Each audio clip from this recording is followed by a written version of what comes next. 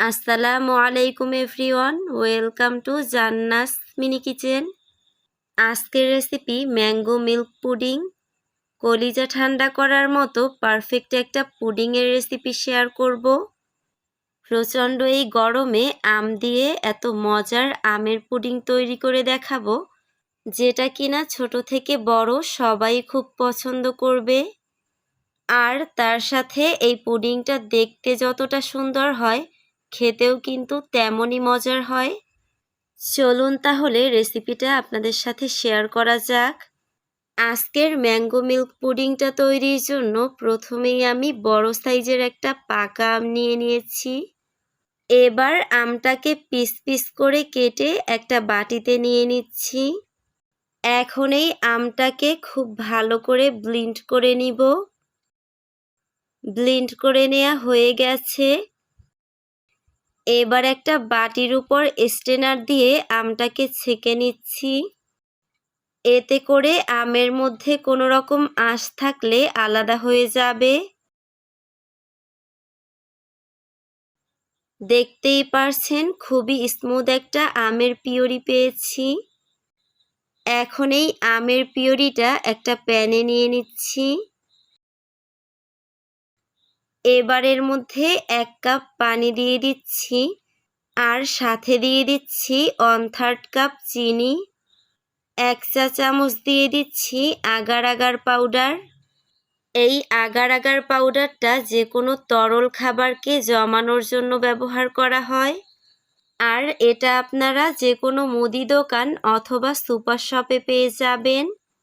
এবার সব কিছু খুব ভালো করে মিশিয়ে নিচ্ছি। মিশিয়ে নেওয়া হয়ে গেছে। এবার প্যানটাকে চুলাতে বসিয়ে দিচ্ছি। এখন অনবরত নেড়ে চেড়ে মিশ্রণটাকে ফুটিয়ে নিব। মিশ্রণটা ফুটতে শুরু করেছে। এই পর্যায়ে চুলা থেকে নামিয়ে একটা বড় ছড়ানো পাত্রে ঢেলে নিচ্ছি। এবার এটাকে এভাবে করেই 10 মিনিটের জন্য রেস্টে রেখে দিব। 10 মিনিট পর দেখতেই পারছেন জেলোগুলো কিন্তু একদম পারফেক্টভাবে জমে গেছে।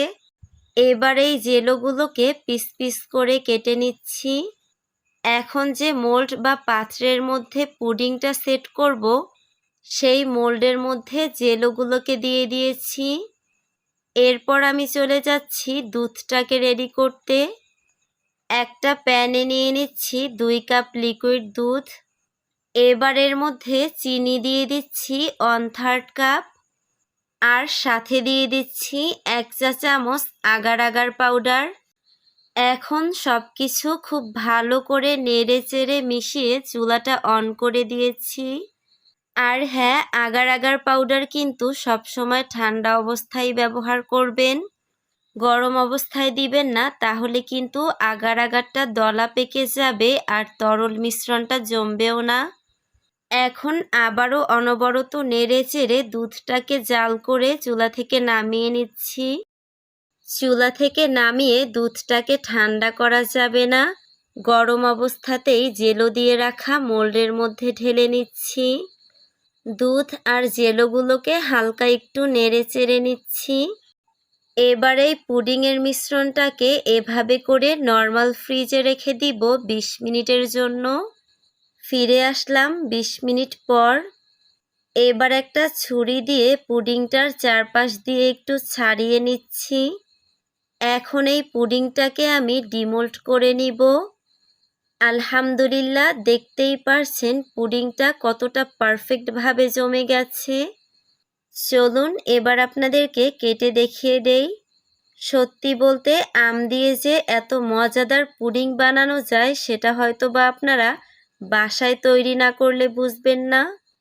আশা করছি আমার আজকের রেসিপি আপনাদের ভালো লেগেছে। ভালো লাগলে চ্যানেল সাবস্ক্রাইব করতে আর পেজ ফলো করতে ভুলবেন না। আজকের মতো এখানেই বিদায় নিচ্ছি। সবাই ভালো থাকবেন। আল্লাহ হাফেজ।